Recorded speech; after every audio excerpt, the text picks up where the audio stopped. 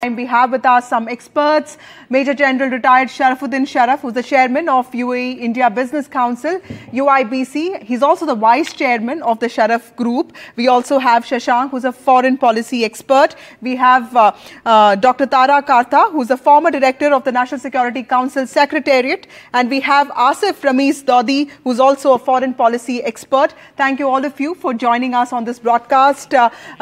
Coming to you, Major General Sharaf, in the last few years, especially since 2015, when Prime Minister Narendra Modi made that first visit in 34 years to UAE, both the countries have been working on boosting cooperation in areas of fintech, digital infrastructure, food parks, railways, and both investment and trade has been growing between the two countries. How do you see this latest visit by Prime Minister Narendra Modi, and what are the likely areas of focus between the two countries? Well, I think Modi ji has come here for the 7th time. This shows the great bond, the relationship between the two countries. And what his visit brings to us is the growth in our relationship on economic side, which has reached to the 80 billion over, and we are targeting 100 billion. I had the privilege to meet the Honorable Prime Minister many times and thank him for his personal efforts to bring in our relationship in this high level. Our President, His Highness Sheikh Mohammed bin Zayed, has shown a lot of gratitude and respect towards this relationship. They have been meeting each other, I think, this year 3 times, which for any international level relationship is in a very high esteem. So we are here in the UAE as UAE nationals are also very privileged to have these two people in the top of our countries. Mr. Sharaf, can you also tell us? Very positive. Yes, sir. Can you also tell us how has the nature of the relationship between the two countries, bilateral ties, changed since 2015? Because we realized that before that it was, one sort of a transactional relationship. Probably India was also looking at other things, was too caught up in domestic affairs. But since 2015, do you feel there's a change in the engagement from the Indian side? Yes, very much. As I chair the UIBC group in India and the Business Council, and I see the big change in our norm of business. The UAE companies are getting very welcome in India, and they have been well placed. All the government institutes in India are supporting our initiatives in India, and Modi ji's personal interest in making this relationship strong is very well seen. So since 2015, his Honorable Prime Minister has been working hard to make this bond more stronger. Right. So we are very positive in looking into this new visit, which I think the Bharat Mart will mark that new look also to it. Right. Thank you, Mr. Sharaf, for joining us. Let me go across to Asif Ramiz Dodi. Sir, the Indian diaspora has also meanwhile increased to over 3.5 million. And today the Prime Minister is addressing an exclusive event meant for Indian diaspora there. How do these strengthening of ties between the two countries actually influence the lives and livelihoods of the Indian community living in the United Arab Emirates?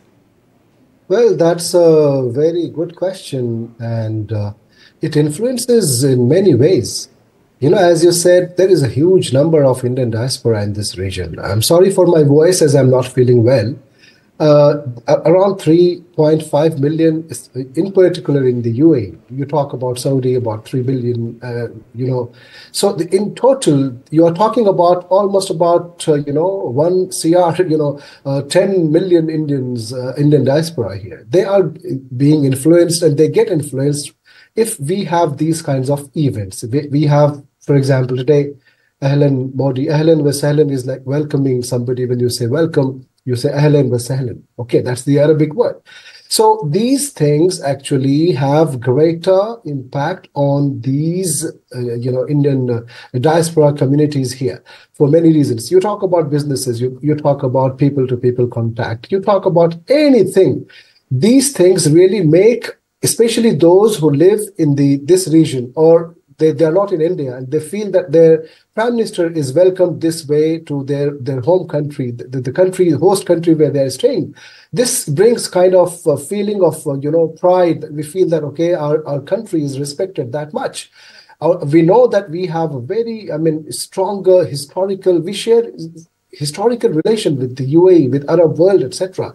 In your report, we were mentioning that it's around being 34 years when in 90s your prime minister visited, and then after 2015. Yeah. You look at the number of visits, these bilateral, high profile visits and bilateral meetings, etc., multilateral meetings, CEPA. You talk about the kind of strategic relationship. You talk about people-to-people contact, and now it's such that today, even in the last 8 months, I believe there were around 5 or 6, high-level meetings and visits. So this means if you have these kinds of relations, when people think about it, when they say that India doesn't have a very good relation. Let me bring Ms. Karta here. Dr. Karta, also tell us, like, how right or accurate is this narrative that, when India for many years was reaching outwards, it did overlook West Asia, perhaps treated Gulf as just a transit point, or maybe was India just looking at Gulf nations from the prism of its relationship with Pakistan? And can you explain to us what really changed in the last 9 to 10 years? A lot of it is to do with the Gulf countries themselves. They have totally changed them in terms of reaching out to the world. They're moving away from petrodollars. You've seen it in terms of Saudi Arabia. Look at the changes he's bringing in. In terms of UAE, His Highness has taken the Emirate to a global, sort of level because of the massive investment that they're able to generate. So to a large extent, we've also reached out for different reasons. This government's priorities from day one, and I'm talking of the first term, the priority has always been the economy. And that makes so much sense now, isn't it? Looking back, that it's because you have a large economy, which is growing, is why people are giving you that importance. You can have hundreds of years of culture and all the rest of it. So UAE, to my mind, is one of the most forward-looking governments. It's not just in terms of the Abu Dhabi Sovereign Wealth Fund is one of the largest in the world. So we are looking at big money in terms of possible investment. Right. If you give them that kind of an environment, the money will come. Right. Ambassador Shashank, would you agree with that? And also explain to us how much of an influence does investing of political capital in diplomacy work? Because, I'm talking about this personal relationship or, camaraderie that Mr. Modi shares with MBZ or MBS. How does that work to also, exceed investments or, for that matter, even enhancing cultural ties between two countries? Vasudha, I think what Dr. Karta has said is very correct. Right from the beginning, Prime Minister Modi has paid a lot of attention to bringing investments from abroad to India. This was his unique feature even as the Chief Minister of Gujarat. And when he became the Prime Minister, he wanted to bring that special mark that very quick decisions should be taken. And if the investment could come in, it was acceptable to both the investor and the people in India, then one should just go ahead very quickly. So I think that made so much of difference that, especially in the Gulf countries where the monarchs rule and they take decisions on a personal basis, they found that here in India, for a change, there was a prime minister who was able to move the whole government machinery in a very cohesive manner. So that is number one on the economic side. Second, what you have asked me is very true, that Prime Minister Modi wanted the Indian civilizational heritage to be carried across to its partners. Secondly, wherever the Indians have been living, whether in the developed countries, developing countries, or helping the economies of various Gulf countries and other Arab countries, he said, well, we should really take care of their interests. We should make sure that whatever their pleasures and pains are, we share them. And so we have seen that whenever any difficulties arose, whether in Ukraine, whether in the Middle East, whether in Yemen, he was willing to send Sushma ji or General V.K. Singh or his other ministers to make sure that the Indian people felt that they could be taken care of by their country. I think that has made a big difference. And then since the Indian economy has been developing very rapidly, that has made a big difference. That Indians are no longer seen only as the servitors or as the lower level service personnel, but as people who really can be leaders in business, in industry, in teaching, in science, so everywhere. So we are sending our best people to these countries. So they have realized that it is not just to get these people to do the low-level jobs, but they are the best who can be respected in America, in UK, anywhere else. Right. Thank you, Shashank sir, for joining us. Of course, all of you stay with us. We're tracking this visit of the Prime Minister through Abu Dhabi very closely. Very soon, he's going to address the Indian diaspora in Abu Dhabi. My colleague Maria Shakil is reporting live from there. We're going to go to her soon with live updates on this. But first, time for a short break.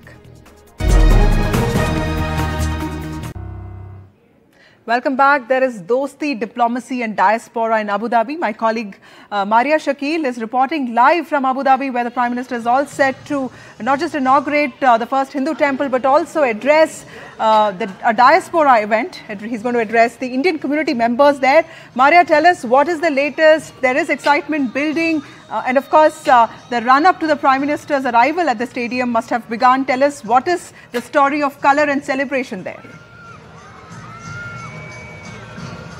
Yes, as we said, Vasudha, we have seen this cultural connect or diaspora connect that the Prime Minister often emphasizes on. So in the last 9 years of Prime Minister Narendra Modi, there has been that emphasis on the diaspora. Every time he has travelled, whichever country, he has ensured that there is that event in which he meets the diaspora. This is looking like more of a concert here today. And there is someone who has a sketch. It has Mohammed bin Zayed and Narendra Modi, and it says humanitarian leaders. Who made this, sir? This is my daughter made it. Where? I'm from India, Gujarat, Porbandar, and I'm here last 30 years. And my daughter is studying here in 10th grade, so she could not come because board exam is ahead after 10 days. So she is studying, but she sent to here to give it to the Narendra Modi, our Prime Minister. Giving it to Prime Minister Modi on her. Yeah, because I'm 100% sure he will be walk with His Highness, and I will give it to here. That is my hope. You're hoping for that? Yeah. Yes. You tell me, you're from where? Gujarati છે અમે પોરબંદર છે અને મારી છોકરીએ બનાવ્યું છે. હા બસ. और यहाँ पर और लोग हैं. Tell us about yourself, and all have been waiting here for the last few hours. Yes, 4 to 5 hours. Since morning we have left our home around 10:30 and we have reached here after a long drive. So since morning we are here waiting for him to just arrive. And if the camera person could also anything, we are ready to do anything. This is the best time, lifetime, like a chance we got to meet our Prime Minister, Honorable Prime Minister Modi ji. So you're hoping that the Prime Minister will come and meet you. Yeah. We are wishing that dream come true. That's our lifetime wish, we can say. This was our dream to meet Modi ji, and he is doing great for India, and we are very proud to have Modi ji as Prime Minister. We have been waiting the whole day. Tell us, when you say great for India, what is that one work that you think is very great for the country? Now India is on the globe. It's on the globe. What is one home? We can say it's one home. All set, everything. He made him as all a single thing. And there is that great sense of unity among various. Unity, you can say so unity. All of you come from different states of India, but when you are in Abu Dhabi or in other countries, you feel united as one. We are Indians. We are proud to say we are Indians. We are proud Indians. Leader, India and Dubai is the best leader now in the world. Yes. Please tell us about yourself. I am working in Abu Dhabi for almost 10 years. I am very proud to be here to see our Prime Minister Modi. I've been living in Dubai for 15 years, And the way we are treated now is, oh my God, Indians have a different way of Bharat Mata Ki! One moment. When you say that you have been living here for 15 years, what has changed in the last 10 years in particular? 2014 से पहले क्या था and what about now? Yeah, the way people are treating us, the way, the government organizations, the other nationalities treating us has completely changed. We have been recognized. We have been given opportunities. They say, boss, you are Indian. You have Modi. What else you want? Ma'am, I am living here for I'm 46 years. 23 years I'm in India. Last 23 years I'm in Dubai. Now, what do you do? I'm the businessman. I'm the small business here. But Modi hai, to kuch bhi possible hai. Before 2024, we are Indian. But now we are proudly Indian. Proud Indians. I'm coming to you. मैं आती हूँ उधर के लिए. उधर. Just move a little. I'll just come and I'll speak to all of you and get more voices. Yes, we are feeling so proud of Modi ji, because Modi hai to mumkin hai, because you cannot imagine a temple being built in UAE, which has become. But there are 3 temples in Dubai already. Yeah, but not on a bigger scale. This is like a monument. So it is historic. So that's because it's a big temple, that's why it's special. Yes, definitely. Okay, yes, please. मैं ये बोलूँगा, Modi is not a simple human being. वो तपस्वी हैं, वो अवतार हैं. World गुरु हैं, वो वर्ल्ड गुरु हैं. जो उन्होंने किया है, वो पॉसिबल इन द भूतो और भविष्यवती. जो उन्होंने करके दिखाया है, we salute him. वो हमारा सौभाग्य है कि मोदी जी हमारे प्राइम मिनिस्टर हैं. Now, since all of you are here, there are 36 lakh Indians in UAE, and around 60,000 are expected to be here. You are among them. How difficult was it to get the tickets? It was very disciplined, very easy, and very systematic. So no difficulty at all. No.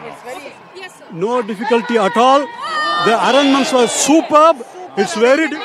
You're from where in India? I am from Chennai. You have been here for how many years? I'm here for 18 years now, and it's a proud moment for all of us. As he rightly said, he's not an ordinary man. He's a tall, giant leader of the world. He says Vasudeva Kutumbakam, and he truly proves that the world is under one umbrella, and he is one among the tall leaders of the world. We are all very proud of being here today to meet our beloved leader Narendra Modi ji. And this sentiment gets translated also at your home, because Tamil Nadu doesn't vote for the BJP. Well, unfortunately, yes, my state doesn't support, but people are now rising up and understand that they need to stand up to reflect the feeling of the whole India. Now we are going to see in the coming elections. Right, thank you so much. So, yes, one more. Finish my show and come back to you. So, as we said, there are people from all communities. If the camera could zoom in and show, there are Bora Muslims, there are members of other minority communities as well. All of them are here as Indians today, not as per their religion or even the state. Just few minutes back, we did see that cultural event where 18 states of India were represented by their members through dance and culture celebrations. And so we'll be waiting for the Prime Minister to arrive. But this is almost similar to what I've seen, Vasudha, in the past. Alphonse Arena in Sydney, and also, the Madison Square Garden event in New York City. This is actually the electric crowd that Prime Minister does draw. And then when the big messaging comes from the dais there, actually is something that these members of the Indian community carry forward. Over to you, Vasudha. Thank you, Maria. So there's a lot of color, celebration, curiosity, enthusiasm, even as people in Abu Dhabi wait for the Prime Minister to come and speak to them. Thank you, Maria, but stay with us. Let me go across to Asif Ramiz Dodi, who's a foreign policy expert. Sir, in 2015, when Prime Minister visited this industrial city of Abu Dhabi, he also spoke to blue-collar workers. He spoke to them about safety. He spoke to them about how India was sort of like, watching out and for their safety. And now this is a different event altogether. This has people from different states who've been living in, Abu Dhabi for many years. Some of them have also traveled miles to be part of this. How do you see a response like this to Prime Minister Narendra Modi? Or do you think it's because, the kind of the nature of relationship between the two countries has changed in the last few years? There are, Vasudha, in fact, many things have changed. Nature of relations between these two countries, especially after 2015, I have to say that because, there have been 7 visits of the Prime Minister to that country in that period of time, where earlier, before, it was around 34 years when we didn't have our Prime Minister visiting that country. One thing. Second, when you talk about the blue-collar workers, etc., usually the kind of impression that everybody has across the globe that, there are just blue-collar workers and some laborers are working in this region. But the fact is that India is shining like anything. Even those workers, those laborers, those blue-collar, workers as well, and others having the professional in different fields, everyone is considered to be one of the most preferred expatriates of this region, be it in the UAE or Saudi Arabia or any part of this region. Okay, so when the Prime Minister visits that country, when we have these kinds of bilaterals, when we have people-to-people contact, when we have Ahlan... So people-to-people contact is the most important thing here. Let me bring in Dr. Karta here. Ma'am, also, I wanted to ask you this. G20 presidency was hosted by India last year, and we also saw COP28 being hosted by Dubai. And both these events tell us the kind of influence that India's positioning and posturing in these two events also helped the country in some ways to sort of raise its standing, or was it just regular business and it did not really help that much? I think the fact that, G20 itself, what they signed in terms of climate change and all, is pretty pathetic, right?